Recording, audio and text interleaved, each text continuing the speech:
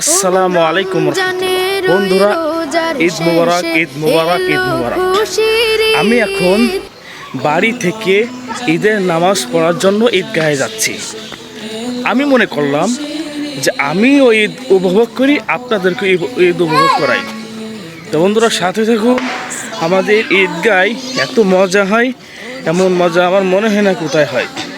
পার্শ্ববর্তী 5-7-10 এলাকা জুড়ে একটি ঈদগায় সকলেই নামাজ পড়ে, খুব মজা হয়। অনেকের এরকম মজা হয়।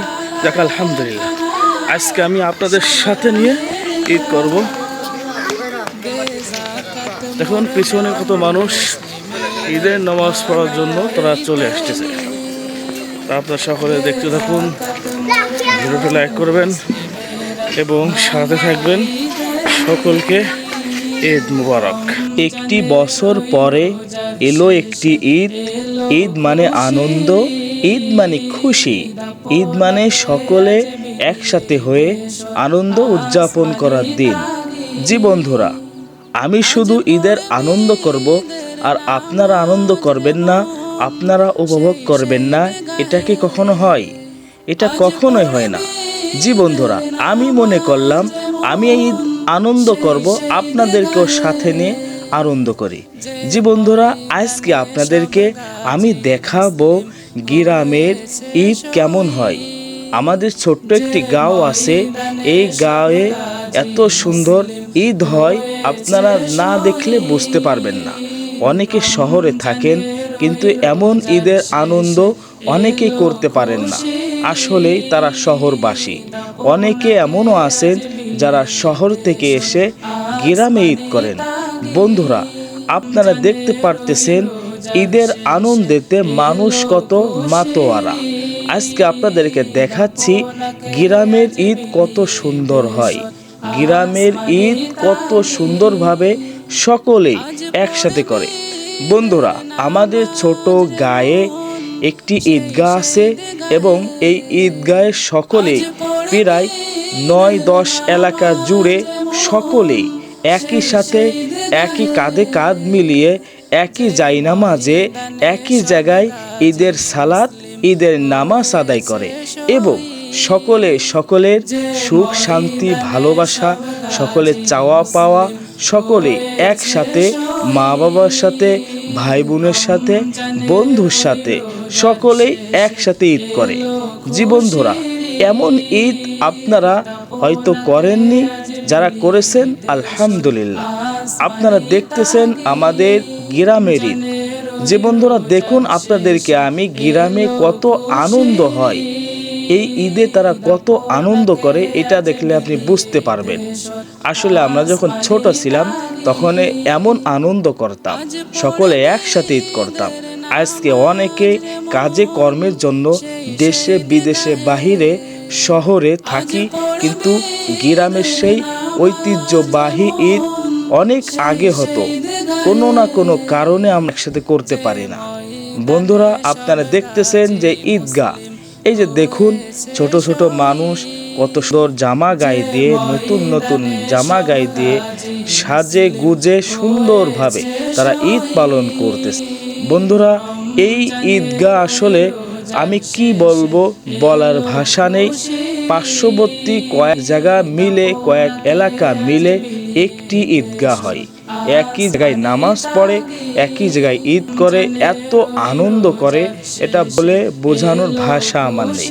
আপনাদেরকে দাওয়াত দিতেছি, আপনারা যদি কেউ আমার সাথে আমাদের ঈদগাহে এসে ঈদ করতে চান, তাহলে অবশ্যই আপনারা সামনের কুরবানিতে চলে আসবেন। যে বন্ধুরা, দেখুন এই মানুষটি শরবত বিক্রি করতেছে, পাশাপাশি ছোট ছোট বন্ধুরা তারা হাসি খুশি বিনিময় করছে। বন্ধু, তোর সাথে অনেক দিন পর দেখা হলো। পার্শ্ববর্তী ছোট ছোট মেয়েরা যারা আছে তারা নতুন নতুন সাজে যে যা ইচ্ছা খাইতেছে। দেখুন এই ছোট বাচ্চাটি কিভাবে মনের খুশিতে খাইতেছে। সুবহানাল্লাহ, দেখেই খুব ভালো লাগলো। জি বন্ধুরা, আপনাদেরকে আমি এইরকমই সুন্দর একটা ভিডিও নিয়ে এসেছি আপনাদের জন্য, যাতে আপনারাও ঈদ উপভোগ করেন। বন্ধুরা দেখতে থাকুন। যদি ভিডিওটি একটু ভালো লেগে থাকে তাহলে অবশ্যই এই ছোট ছোট বাচ্চাদেরকে ভালোবেসে ঈদ খুশিতে আপনার সকলেই ভিডিওটি একটি লাইক করবেন এবং আমার ছোট চ্যানেলটি সাবস্ক্রাইব করবেন আশাবাদী। আলহামদুলিল্লাহ। বন্ধুরা দেখুন, এখানে একটি দোকান বসেছে, এই বিক্রি করতেছে ছোট ছোট বাচ্চারা কিভাবে ঘোরাফেরা করতেছে। আসলে অনেক আগে যারা ভাবে ঈদ করতেন সেই সমস্ত শৈশবকালের দিন হারিয়ে যায়, আর কখনো আসে না। খুব আফসোস কি আল্লাহ, আজকে যদি আমি ছোট থাকতাম তাহলে হয়তো আমি সাজগোজ করে এরকম ভাবে আনন্দের সাথে আসতে পারতাম। কিন্তু কি যে করা যায়, আমাদের বয়সটা বেড়ে গিয়েছে, আমরা বড় হয়ে গিয়েছি, আমাদের এখন ফ্যামিলিকে দেখতে হয়, সব কিছু দেখে শুনে রাখতে হয়, এই জন্য আমাদের সেই জীবনটা আসতে পারে না। বন্ধুরা, আল্লাহ পাক যে জীবনটা নিয়ে যায় সেই জীবনটা আর কখনো ফিরে আসে না, বাস্তবতা। কিন্তু আপনি আজ থেকে অনেক বছর আগে কথা ভাবুন, যখন আপনার বয়স 8, 10, 12 বছর ছিল, তখন আপনি কিভাবে ঈদ করতে আনন্দ করতেন, বন্ধুদের সাথে মিশতেন, ফিরতেন, কতই না আনন্দ হতো। দেখুন এই মানুষটি কি সুন্দর খাইতেছে, সে তাকায় দেখতে চলতেছে। আমি শুধু তাদের মুখের ঠুক, মুখের হাসি, মুখের ভালোবাসা এটা তুলে ধরার চেষ্টা করেছি।